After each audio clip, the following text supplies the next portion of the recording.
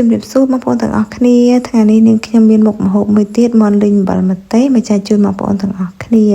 ចឹងមុនដំបូងគឺនាងខ្ញុំទៅបំពងមាន់សិនចឹងបងប្អូនទាំងអស់គ្នាឃើញប្រេងរៀងតិចទៅសារតែនាងខ្ញុំអស់ប្រេងអូលីវចឹងទៅនាងខ្ញុំដាក់បន្តិចទេចឹងយើងដាក់មាន់បំពងចោលនាងខ្ញុំបុកអំបិលម្ទេសរបស់នាងខ្ញុំគឺមានខ្ទឹមសម្ទេសអំបិលបន្តិចម្សៅស៊ុបហើយនិងស្កររួចនាងខ្ញុំបន្ថែមស្លឹកក្រូចបន្តិចទៀតដើម្បីឲ្យកាន់តែឈ្ងុយយើងក៏លេចមកមើលមាន់របស់យើងវិញគឺថាឡើងស្រួយហើយបងប្អូនទាំងអស់គ្នាហើយឡើងឈ្ងុយពេញផ្ទះហ្មងអត់បានឆាទេ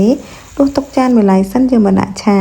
មុនដំបូងដាក់ប្រេងហើយនាងខ្ញុំក៏ដាក់គ្រឿងដែលបុកចូលទៅកូរគ្រឿងឲ្យឡើងឈ្ងុយសិនហើយនាងខ្ញុំបានបន្ថែមទឹកប៉េងប៉ោះមួយស្លាបព្រាបាយកូរច្បល់បន្តិចដើម្បីឲ្យចូលជាតិគ្នាគឺថាកូរទៅកូរមកគឺចង់ហៀទឹកប្រេងបងប្អូនទាំងអស់គ្នាដោយសារម្ទេសណាប៉ុន្តែឡើងឈ្ងុយមែនទែនរួចហើយនាងខ្ញុំបានបន្ថែមប្រេងខ្យងមួយស្លាបព្រាបាយទៀតបន្ថែមប្រេងខ្យងហើយនាងខ្ញុំកូរទៀតកូរឲ្យចូលជាតិគ្នាកូរឲ្យសព្វ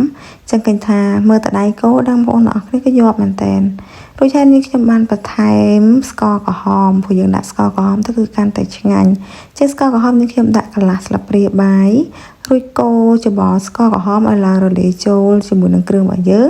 ដាក់គល់ខ្ទឹមចូលតែម្ដងទៅពេលដាក់គល់ខ្ទឹមចូលហើយគឺយើងកូរបន្តិចទៀតរួចហើយឃើញថាគ្រឿងរបស់យើងល្មមហើយឡើងឈ្ងុយហើយនាងខ្ញុំដាក់សាច់មាន់ចូលកូរសាច់មាន់ឲ្យចូលជាតិជាមួយនឹងគ្រឿងរបស់យើងសិនបងប្អូនទាំងអស់គ្នា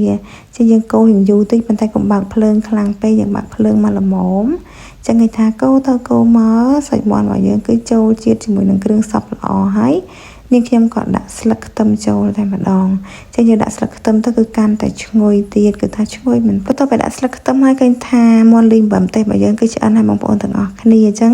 យើងភ្លេចអត់បានទេគឺល្ងដាក់ទៅគឺកាន់តែឈ្ងុយទៀតឥឡូវនេះឆ្អិនហើយដួសដាក់ចានតែម្ដង